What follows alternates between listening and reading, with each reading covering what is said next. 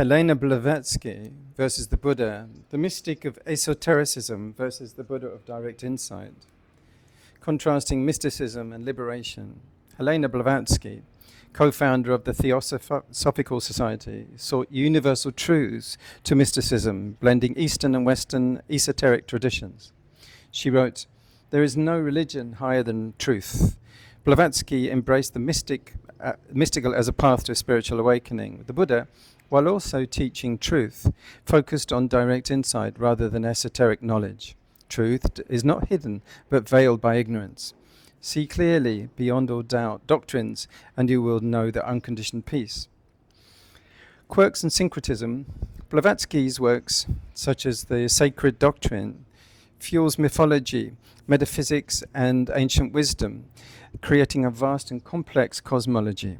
She stated, "Knowledge comes in visions, not through words alone." The Buddha, too, taught the limits of language, but rejected metaphysic speculation. Do not grasp at visions or doctrines. Truth as seen directly, when the mind is free from craving and clinging.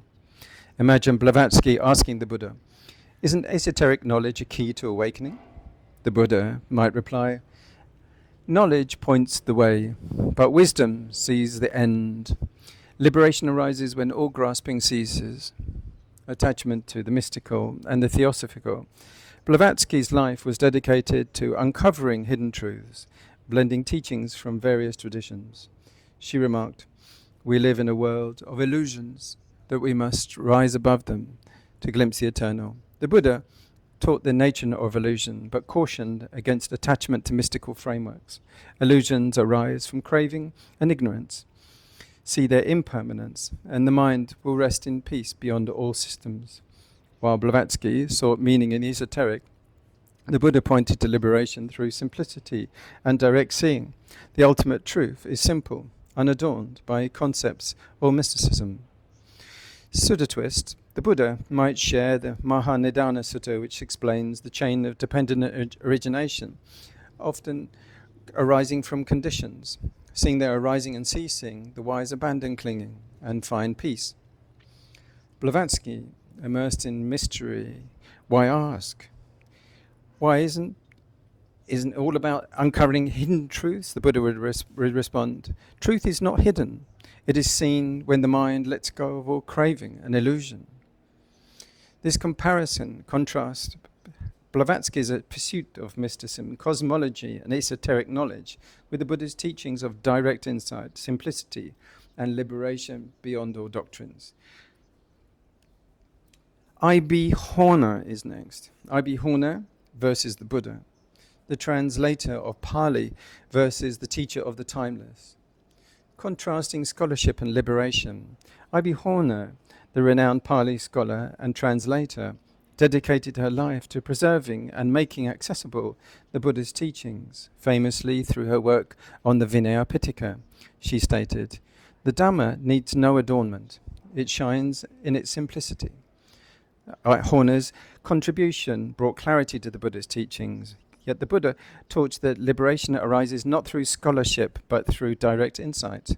The Dhamma is not to be grasped with words or ideas, but to be seen directly by the wise. Quirk and precision.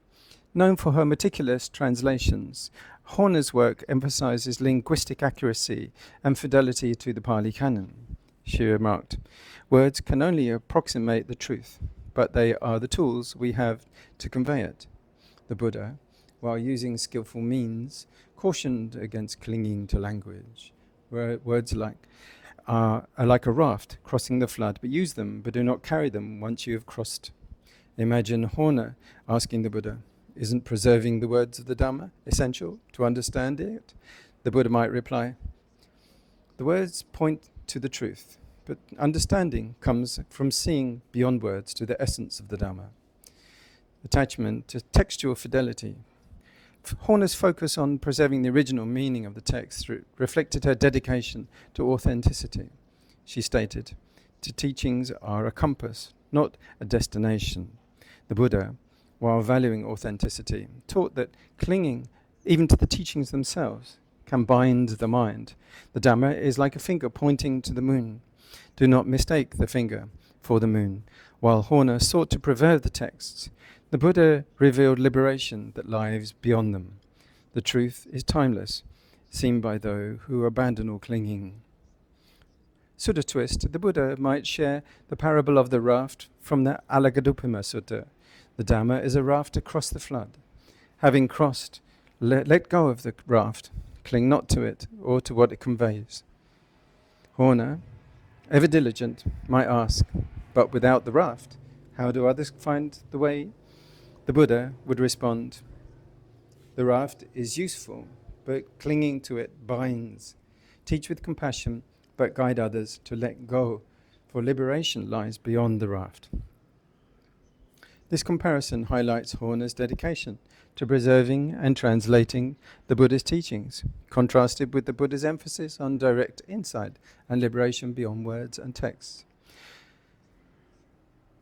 Marcus Aurelius is next. Marcus Aurelius versus the Buddha. The philosopher king versus the teacher of liberation beyond thought. Contrast in Stoicism and liberation. Marcus Aurelius, the Roman emperor and Stoic philosopher, sought inner strength through reason and acceptance, writing, "You have power over your mind, not outside events. Realize this and you'll find strength." Stoicism advocates mastering emotions and enduring life's challenges with resilience. The Buddha, while valuing mindfulness and equanimity, taught a deeper freedom. Mastering the mind brings the peace, but liberation arises when the heart lets go of all craving, unshaken by conditions. Quirk and self-discipline. Marcus's meditations reflect his commitment to self-discipline and self-service, declaring, "Waste no more time arguing about what a good man should be. Be one." The Buddha valued ethical actions, but pointed towards wisdom as the ultimate guide. Virtue is the foundation, but wisdom leads to the unconditioned. Act with mindfulness, free from craving and aversion. Imagine Marcus asking the Buddha, doesn't enduring life's trials strengthen the soul? The Buddha might reply, endurance reveals resilience, but true freedom arises when there is nothing left to endure, when the mind is free from suffering. Attachment to reason and control. Marcus emphasizes using reason to align with nature and the divine order. He wrote, "The universe is change. Our life is what our thoughts make it." The Buddha, while recognizing the power of thought, taught that clinging to reason binds the mind. It shapes the world. It is also conditioned and impermanent. Let go of all views, and the mind will rest in the peace beyond all thought. While Marcus sought harmony through reason, the Buddha revealed liberation beyond all mental constructs. Freedom is found not in controlling thoughts, but in seeing through their nature. Sutta twist. The Buddha might share the Ariyapariyesana Sutta, where he describes the quest for the unconditioned. The world is bound by conditions. Seeing this, the wise abandon all clinging and seek the deathless, unshaken by the changing world. Marcus, ever reflective, might ask, but isn't rational control over the mind the key to peace? The Buddha would respond, control brings calm, but freedom arises when there is no need to control, when the mind sees through all conditions and rests in stillness. This comparison highlights Marcus Aurelius' Stoic philosophy of rationality and inner strength, Stoic, contrasted with the Buddha's insight, letting go and liberation beyond thought and control.